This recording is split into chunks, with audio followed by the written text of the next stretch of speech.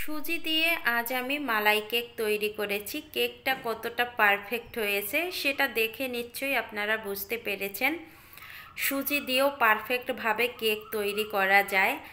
এই তো কেকটা তৈরি করার পরে আমি দুধের মালাইটা দিয়ে 1 ঘন্টার মতো ভিজিয়ে রেখেছিলাম। তাতেই দেখেন কতটা পারফেক্ট হয়েছে মালাই কেকটা।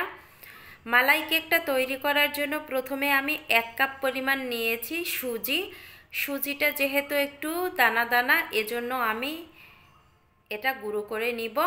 আর এখানে মিষ্টির জন্য দিয়ে দিলাম চিনি আর সুজি আমি একসঙ্গে গুঁড়ো করে নিব। এবার হচ্ছে আমি মুখটা আটকিয়ে নিলাম ব্লেন্ডার জারের। এখনে আমি গুঁড়ো করে নিয়ে আসব। গুঁড়ো করা হয়ে গেছে। এবার আমি হাত দিয়ে একটু দেখাবো আপনাদের। একটু কিন্তু গোটা গোটা থাকবে, আর এই গোটা গোটা থাকার কারণে কেকটা যখন খাবেন তখন দাঁতে বাঁধবে আর খেতেও বেশি মজা লাগবে। এবার হচ্ছে অন্য একটা পাত্রে আমি নামিয়ে নিলাম। নামিয়ে নিয়ে এবার একটু মিশিয়ে নিচ্ছি। এখনে হচ্ছে আমি 2 টেবিল চামচের মতো এখানে দিয়েছি ময়দাটা একটু চেলে দেওয়ার চেষ্টা করবেন। ময়দা কিন্তু দলা পেকে যাওয়ার সম্ভাবনা থাকে, এজন্য চেলে দিবেন। স্বাদ মতো লবণ দিয়েছি, তারপরে হচ্ছে একটু মিশিয়ে নিলাম। এবার এখানে কুসুম গরম দুধ দিয়ে আমি ব্যাটারটা গুলিয়ে নিব। আপনারা চাইলে কিন্তু এখানে জল দিয়েও তৈরি করতে পারেন, গুঁড়া দুধটাও দিতে পারেন, আপনাদের পছন্দ অনুযায়ী দিতে পারেন। তবে দুধ দিলে কিন্তু স্বাদ বেশি হয়। এই তো অল্প অল্প করে দুধ দিয়ে আমি ভালো করে ব্যাটারটা মিশিয়ে নিচ্ছি। আর অবশ্যই 3 থেকে 4 বার একটু একটু করে দুধ দিয়ে ব্যাটারটা মিশিয়ে নেবেন। একসঙ্গে দুধটা দিতে যাবেন না, একসঙ্গে দিতে গেলে দেখা যায় একেবারে পাতলাও হয়ে যেতে পারে। ব্যাটারটা আমার গোলানো হয়ে গেছে। এবার আমি একটা ঢাকনা দিয়ে ঢেকে 15 থেকে 20 মিনিট রেস্টে রেখে দিব। আর অন্যদিকে মালাইটা তৈরি করার জন্য আমি খাঁটি গরুর দুধ নিয়েছি। দুধে এই চামচের 1 চামচ দিয়ে দিলাম গুঁড়া দুধ, এতে করে দুধটা দ্রুত ঘন হয়ে যাবে। তারপরে অল্প পরিমাণে একটু চিনি দিলাম মিষ্টির জন্য।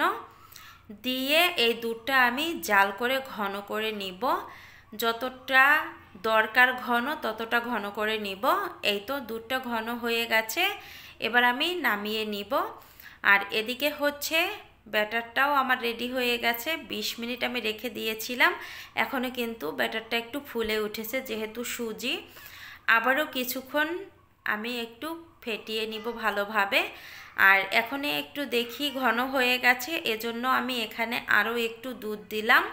আর 1 টেবিল চামচের মতো দিয়ে দিলাম তেলটা দিয়ে এবার ভালোভাবে মিশিয়ে নিব।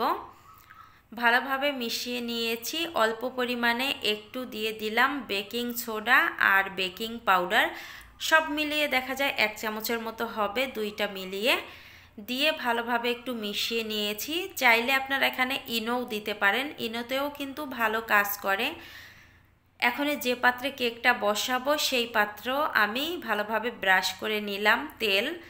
তারপরে আমি আগে থেকে একটা কাগজ কেটে রেখেছিলাম, সেই কাগজটা আমি এখানে দিয়ে দিলাম। নর্মাল কাগজ আমি দিয়েছি। এখন এই ব্যাটারটা আমি দিয়ে দিচ্ছি এই পাত্রে। এখন একটু ঝাঁকি দিয়ে দিচ্ছি যেন একেবারে সমান লেভেল হয়ে যায় এই ব্যাটারটা। তারপরে আমি পুরানো একটা কড়াইয়ের মধ্যে কাগজ দিয়েছি 2টা, তার উপরে একটা স্ট্যান্ড বসিয়ে আমি এই কড়াইটা 3 থেকে 4 মিনিট জাল করে হিট করে নিয়েছি। তারপরে কেকের বাটিটা বসিয়ে দিলাম।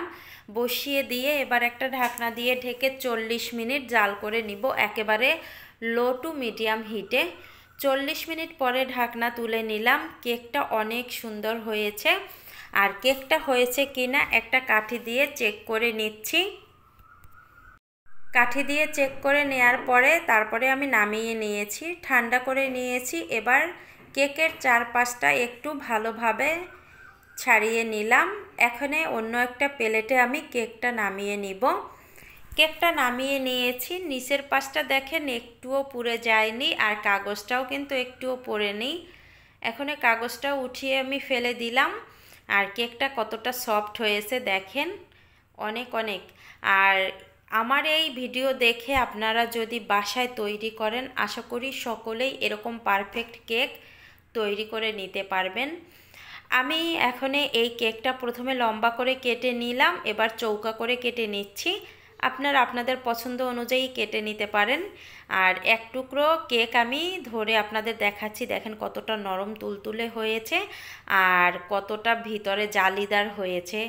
দেখে নিশ্চয়ই আপনারা বুঝতে পারছেন যে কেকটা একেবারে পারফেক্ট হয়েছে। কেকটা আমি কেটে তো নিয়েছি, এখন কয়েক পিস আমি মালাইতে ভিজিয়ে রাখবো। এই তো আমি কেকটা দেওয়ার পরে উপর দিয়ে মালাইটা দিয়ে দিচ্ছি, দিয়ে আমি 1 ঘন্টার মতো ভিজিয়ে রেখে দিব এই দুধের মধ্যে। 1 ঘন্টা পরে এই তো আমার মালাই কেকটা রেডি হয়ে গেছে।